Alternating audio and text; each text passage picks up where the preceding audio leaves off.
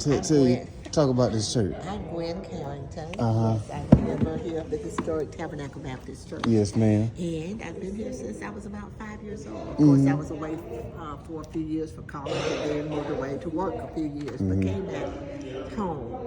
And Tabernacle is historic because it was the home of the first mass meeting that was held here in Selma. And we had, this church was filled all the way, every seat down in the sanctuary and up in the balcony area.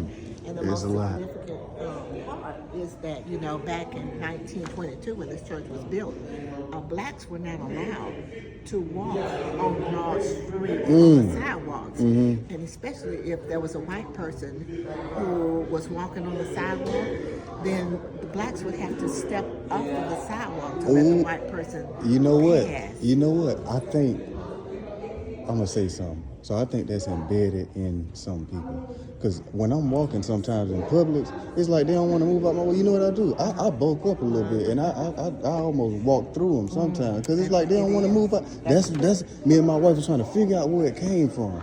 So that's where it came from. We were supposed to step off the side. Let me tell you this one thing. So when the architect designed this church, his name was David West. We have his picture in the gallery there. His parents were former slaves, and so when he designed this church, if you notice that this door, this front side, is exactly the same as this side over here, and that's because he was told that we could not enter, even though we own the property, we could not enter through those doors because it was on Broad Street. So he says, okay, I know what I'll do. I will build the front, the side, just like the front. And so we would have to come in, members had to come in through the side door. And we could never come in through that front door simply because it was on Broad Street and blacks were not allowed to walk on Broad Street. The only time they would allow it if you had a funeral, when there was a funeral, then we could open those doors. Now by habit,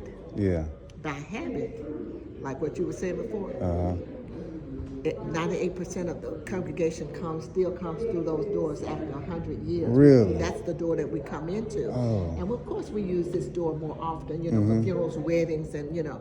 But another reason why I think pastors decide not to open that door is because it's a distraction from the pulpit. There, with that light shining right into But that's the real reason why. He was an untrained. He had this architect, this man who built this building, had no formal training. Really? He just had God-given. So all of this original? All of this is original. And he had no formal training. Come on, black man. And I have to show you a picture of him. Yeah, come show me. How far away is he? You got like some nephews and nieces. They might see this video. Well, this is the black architect. You see the little writing above, right up under that. Let's get his information. Oh man,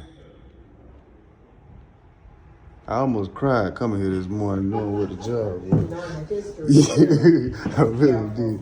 Yeah. So we cherish it. There have been very few changes. We, put some padding in the seats, and we redid the floors here. We put carpet on the floors, many years ago. But other than that, everything else is original. And because we are historic, there, you can't do everything. You can't do too much to it because of but that is just a little part of our history. Yeah.